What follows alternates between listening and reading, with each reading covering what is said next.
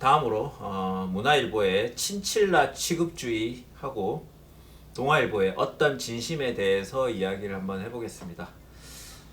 이제 어떻게 보셨는지 박근혜 선생님부터 이야기하시죠. 친칠라 취급주의 같은 경우에는 저는 네 작품 중에서 가장 별로였다, 개인적으로는. 그러니까 무슨 얘기를 하고 싶은지는 알겠는데 그 어떤 형상화의 그 수준이랄까, 그것이 그렇게 막 심도가 있게 느껴지지 않았고, 그리고 그 내부의 어떤 캐릭터들의 심리 묘사라든가 이런 부분들도 좀 피상적이었다라는 느낌이 들어서, 사실은 주제의식이 지나치게 도드라진 반면에 그 주제의식을 바치는 설명이라든가 묘사라든가 사건, 서사 이런 것들이 다 좀 미완성에 가까운 느낌을 많이 받았습니다. 그래서 친칠라 같은 경우에는 저는 읽으면서도 몇 번을 덮었다가 다시 읽었어요. 단편인데 빨리 읽지를 못하고, 그래서 한 서너 번 정도 덮었다가 다시 읽을 정도로 좀 가독성이 저한테는 좀 떨어졌던 소설이었고요. 반면에 이제 어떤 진심 같은 경우에는 저는 꽤 흡입력 있는 서사라고 생각을 했고, 또 그러면서도 한편으로는 어딘가에서 본 듯한 느낌의 그 학교에서 일어날 수 있는 그런 일들, 예컨대 장애인 친구의 얘기라든가 선생님과 학생의 어떤 은밀한 협상 같은 문제들, 그리고 입시 문제와 관련되어 있는 이제 이면의 어떤 거래들, 그런 부분들이 사실은 저는 굉장히 낯이 익었다, 그런 설정들 자체가. 그래서 이런 부분들을 얼마나 좀 새로운 방식으로 그려내는가가 좀 관건이 되는데, 이런 이제 학원에 대한 이야기들은. 그런데 그럼에도 그것을 좀 새로운 방식으로 그려냈는가? 저는 그렇진 않았다고 생각해요. 굉장히 좀 오소독스한 방식으로 그려냈고, 그것이 뭐 실패했다거나 뭐 잘못 서술했다 이렇게 느껴지진 않았지만, 그 좀 뭔가 어떤 탁 한번 치고 나가는 맛이 없었다. 그래서 끝까지 그냥 무난하게 읽히긴 했지만, 그 소설을 읽고 나서 뭔가 여운이 길게 남는다거나 생각이 잠긴다거나 했던 부분들은 좀 없었던 소설이었다라는 생각이 듭니다. 심지어 여기 이제 친칠라 취급주의는 그 친칠라가 막 구멍을 내잖아요. 옷을 막 먹고 옷에 구멍을 내고. 근데 그러한 그 이 친칠라의 그 모습이 좀 기괴하지 않았다. 차라리 귀엽잖아요. 아니 귀여운데, 그런 이게 옷을 이렇게 막 이렇게 갉아 먹었다는 그것만으로는 이 친칠라 취급주의라고 할 만큼의 어떤 그런 그치. 정도의 그런 거는 아니었다. 그래서 보통은 이제 이런 이게 귀여운 외모인데 그렇지 못한 어떤 행동. 그램진. 해로워야지만. 근데 이게 좀 명확한 대비가 있진 않았고, 그것 때문에 느끼는 어떤 일상의 공포 같은 것들이 도드라지진 않았다. 근데 아마도 이 친칠라를 겉으로는 되게 귀여운데 알고 보면 뭔가에 구멍을 내는 그런 존재라서, 그 현서라는 얘가 이제 오랫동안 이제 남사친으로 사귀었지만 알게 모르게 걔한테 이제 가스라이팅 당해서 이제 걔가 의도하는 대로 움직여 왔던 그 여자잖아요, 주인공이. 그래서 그 여자에게 그런 가스라이팅 하는 현서를 친칠라에 이제 빗대서 이렇게 표현을 하고 있는 것 같기는 한데, 근데 그 현서라고 하는 그 남자 캐릭터가 좀 명확하게 형상화가 되지 않았고, 나중에 그 현서랑 같이 이제 동거했던 그 동거는 아니지만 사귀었던 하은이라는 그 여성이 또 와가지고 또 막 설명을 해주잖아요. 그래서 이제 이러한 그러고 나서 얘가 거기 자기가 하는 일은 이제 영상 편집하는 일인데, 그 의사들 그 인터뷰 한 거를 영상 편집을 하는데, 그때 의사들의 어떠한 의사답지 못한 환자를 막 무시하는, 막 돈 없는 환자들만 몰리면 어떡하냐는 하는 그러한 그런 그 개소리, 이러한 것들을 지우고 남들이 이렇게 좋아할 만한, 누구나 다 이제 여기는 참 좋은 병원이고 의사야 라고 할 만하게 이렇게 가식의 그런 편집을 하는 거잖아요. 그러니까 그러한 편집자로서 그러한 가식의 옷을 입히는 것과 그 다음에 이 관계에서 어떠한 그 이 현서가 보여주는 그러한 그 가식의 어떤 그런 옷이랄까 이런 것과 맞닿는 부분도 있고 그렇긴 하지만 그게 뭔가 이렇게 매끄럽지는 않았다. 그러니까 자기가 그렇게 만들어 놓고 그리고 자기가 왜 그만두는지 또 이거를 왜 과장님한테 이거를 나는 이 형식이 또 제일 마음에 걸렸던 게 형식이에요. 그러니까 왜 과장님한테 얘기하는 방식으로 이 이야기를 전달을 하는지 그 호칭이 과장님이라는 호칭이 계속 내내 걸리는 거예요. 얘기할 사람이 그렇게 없나? 약간 그런 생각이 조금 들었습니다. 네. 어떤 진심 어떻게 생각하세요? 어떤 진심은 저는 솔직히 좀 재밌게 봤어요. 근데 왜 재밌었냐면 이 캐릭터가 얘가 어쨌든 지금 좀 되게 영악한 애잖아요. 영악한 애고 자기가 실력이 그렇게 뛰어나진 않아. 머리가 좋진 않아. 근데 이제 얘가 지금 아버지가 엄마랑 위장 이혼, 아버지가 사업 망해가지고 위장 이혼하고 되게 얘네는 못 사는 집으로 이제 갔단 말이에요. 그래서 거기 근데 얘는 그 학원도 다닐 수 없고 그냥 자율학습을 통해서 이렇게 뭔가 성적을 올려야 되는 애인데 얘가 학교에서 어느 정도 모범생이야. 그렇기 때문에 그 모범생이라는 그러한 그 타이틀로 선생하고도 뭐 딜을 하고 그래서 뭐 무슨 주관식 성적도 살짝 올려주고 뭐 이런 식으로 그리고 자기가 어쨌든 수시로 가야 되는 걸 알아. 자기가 여러 가지 전형이나 그러한 것 중에 수시로 가야 되고 그러기 위해서는 이제 내신 선생님한테 잘 보여야 돼. 그다음에 봉사 뭐 이런 거를 잘 해야 돼. 그런 거를 염두에 두고 막 이제 막 짱구를 굴리는 앤데 근데 자기가 어렸을 때 자기와 같이 한 3년 동안 짝꿍이었던 그 친구가 이제 다른 학교에 적응하지 못하고 고등학교가 돼서 이 학교로 전학을 오는 과정에서 그 자폐아의 엄마가 이제 돈이 좀 많으니까 이제 이 예전에 짝꿍이었던 이제 걔 반에 얘를 짝꿍으로 해서 다시 세팅을 해주고 싶은 거죠. 얘가 그때는 아무런 그런 괴롭힘도 당하지 않고 괜찮았으니까. 그래서 근데 얘가 이제 그거를 딜을 받을 거냐 말 거냐 사실은 그거를 갈등하는 과정이에요. 그 과정에서 맨 마지막에 결국에는 딜을 하죠. 감동의 포옹과 함께. 감동의 포옹과 함께 연출을 하고 그래서 이게 자기에게 유리할 것이다. 근데 사실은 이런 식의 어떤 캐릭터가 예전에는 보통 이런 종류의 캐릭터는 사이코패스 아니면 소시오패스 뭐 이런 식으로 되게 좀 강렬하게 그 성격화가 되었는데 이 캐릭터는 사실은 어떻게 보면은 그냥 우리 일상에서 되게 좀 얌체 같은 이런 사람들이 은근 많잖아요. 자기 이해타산적이고 근데 겉으로는 되게 착한 척하고 그러니까는 그러한 캐릭터를 잘 보여주고 있다. 네, 박인환. 저는 친칠라 취급주의는 제목을 바꿔서 표현하면 무해함 취급주의. 약간 이런 식으로 바꿀 수도 있겠다라는 생각이 들었던 게 친칠라라는 게 진짜 우리가 그렇다고 반려동물로 친숙한 동물은 아니잖아요. 근데 요즘에 이제 인스타 같은 데 보면은 막 그런 저도 릴스에 가끔 그런 게 뜨는데 역시 인스타. 친칠라 자기 이제 그 기르고 있는 친칠라한테 친칠라 이렇게 쓱쓱 쓰다듬어 주고 종이 같은 거를 뭘 적어가지고 딱 피켓처럼 주면 친칠라고 쑥 들어요. 그러니까 뭔가 피켓 든다고? 이렇게 그러니까 고정 이거 잡아주는 거죠. 친칠라가? 그럼 잡고 있는 이 모습이 너무 귀여운.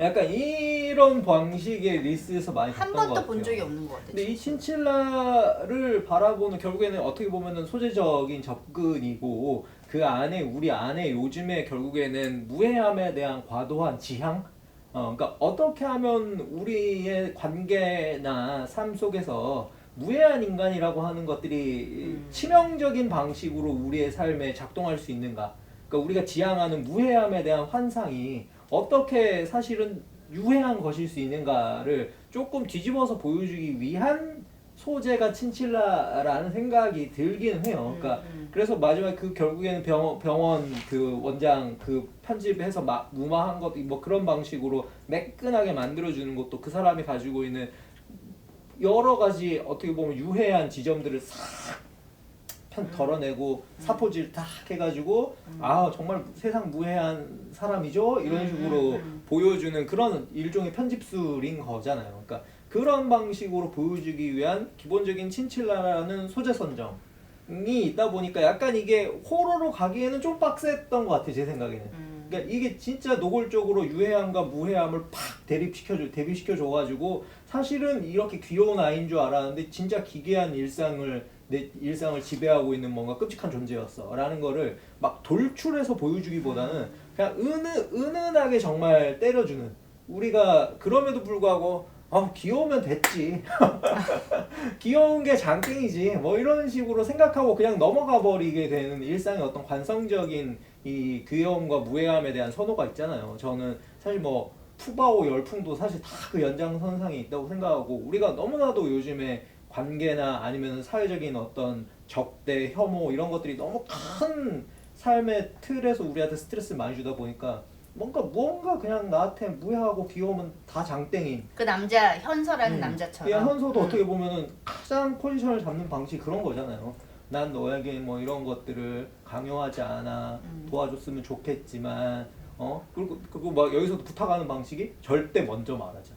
너가 말할 때까지 너가 말하게끔 그렇게 말하게끔 먼저 말을 하게끔 계속 애둘러 접근하는 방식 그리고 세상 뭐 나는 환경에도 관심이 많고 나는 뭐 이런 방식으로 올바름을 또 선호하는 되게 말끔한 청년 이미지 같은 것들을 노골적으로 여기서 보여주는 것도 그렇고 그러니까 이게 이제 현서가 가지고 있는 극단적인 뭐 이중성을 우리한테 극화해서 보여준다기보다도 내가 우리 스스로가 사실 그러한 것들 안에서 너무 무해함에 대한 환상을 쫓고 있다라고 하는 것들을 되게 좀 보여주는 근데 저도 마지막에 결말에서 결국에는 그게 왜 마지막에는 이 팀장을 향해서 발화되어야 하는지 그리고 결국에는 이제 내가 또 그거에 대한 뭐 폭로 가능성 같은 것들을 환기하면서 약간 협박식으로 가는 결말에 그 반전은 솔직히 저한테는 막 그렇게 와닿지는 않았어요.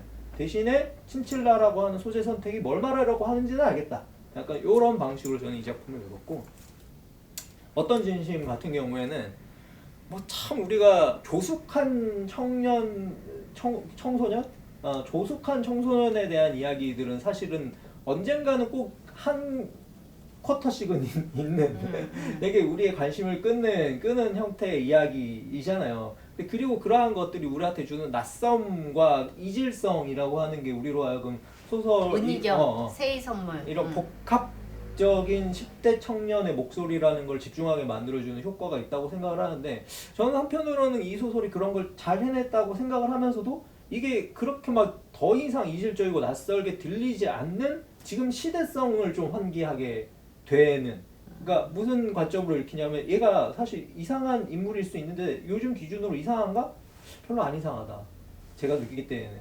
그러면 오히려 이 소설 기준으로 이상한 거 뭘까? 생각을 해보면은 이 이상한 교육제도인 거죠. 제가 봤을 때 얘가 그걸 이용할 수밖에 없게끔 만들어져 있는 이상한 교육제도의 작동 방식이라는 거를 얘가 계속해서 고민하면서 사실은 이게 내적 고민인 것 같지만 사실 내가 이 제도를 어떻게 더 잘 이용해서 나에게 유리하게 끌고 갈 수 있을까를 전략적으로 고민하는 거에 가깝다고 생각하거든요. 그러니까 내면의 갈등이라기보다는 어떻게 하면 나에게 조금 더 유리하게 이 상황을 뭐 활용할 수 있을까를 고민하는 전략 고민의 영역으로 읽힌다면 그거는 얘가 이상한 사람이라기보다 말 그대로 이 제도와 교육적 환경이라고 하는 것이 지금 얼마나 아이들에게 있어서 지금 자신이 놓여져 있는 상황이라고 하는 것들을 이렇게 자연스럽게 받아들이게끔 하는가라는 거. 거기에서 이제 이 적폐 스펙트럼이 있는 이제 지금 전학을 갔다가 다시 돌아온 제우였나요? 지우를 어떤 방식으로 내가 받아들일 것이냐에 대한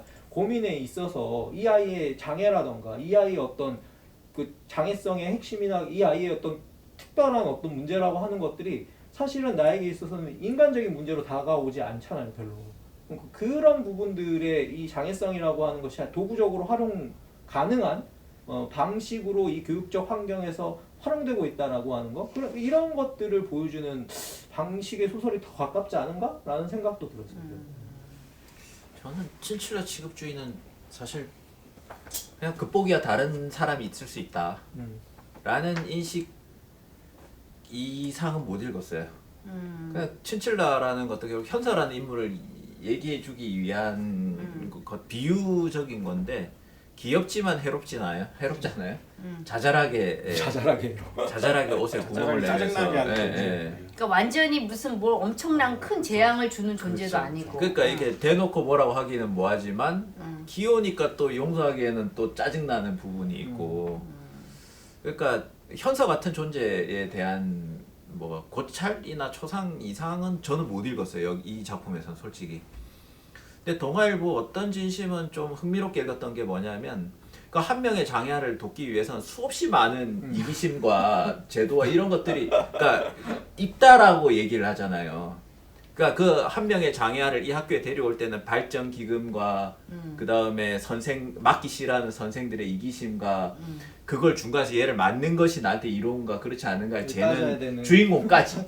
그러니까 한 명의 그 장애를 하기 위해서는 그 이면에 무엇이 있는가에 대한 이야기를 저는 한다고 보여졌거든요. 근데 얘는 어릴 때 같이 또 자기를 도와줬던 애기 때문에 그래도 애는 애기 때문에 이제 얘를 그러니까 실리 계산을 해야 되는지 안 해야 되는지 이걸 잘 모르는 거잖아요. 그러니까 실리 계산을 하자면 자기도 거절하는 게 맞는데 그래 담임 선생한테 잘 보이잖아요.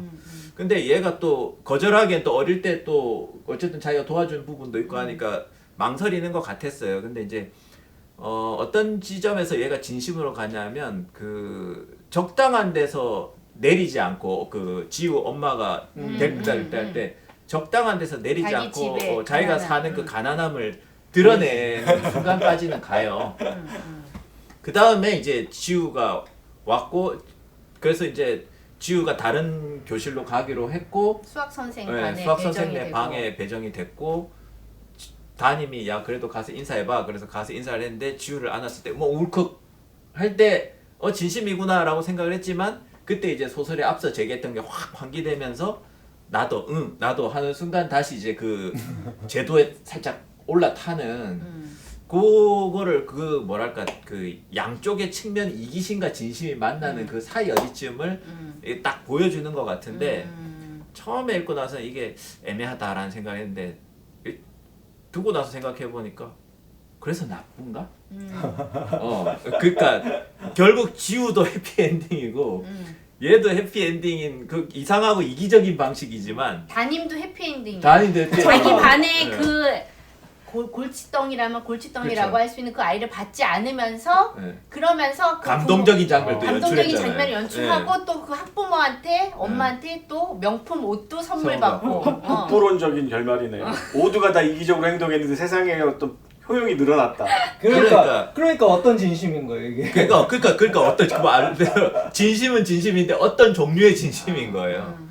그래서 이거는 같이 판단을 내리긴 좀 어려운 영역에서 소설을 쓰고 있는데 이 지점이 또 소설스러운 부분이 아닐까 저는 그 생각을 했어요. 네. 그리고 이제 그 자기 딜이 통하지 않는 수학 선생님의 반으로 이제 가게 되는 그런 것들도 사실은 잘 고안된 장치인 거죠. 아니 그래서 그 앞에서 수학 선생님도 감동받았잖아. 그쵸. 절대로 자기한테 그쵸. 감동하지 않았던 마지막으로 가난하지만 네. 열심히 공부하는 자기한테 감동하지 않았지만 감동시켰잖아. 그러니까 아이러니한 거는 그러니까 어떤 수를 써도 수학 선생은 감동 안 했는데 마지막에 그 지우의 진심으로 인해서 감동이 됐지만 그 순간에 자기는 또 싹 옮겨 타잖아요. 아 이제 이기에 난 제도로 옮겨 타야 되겠다.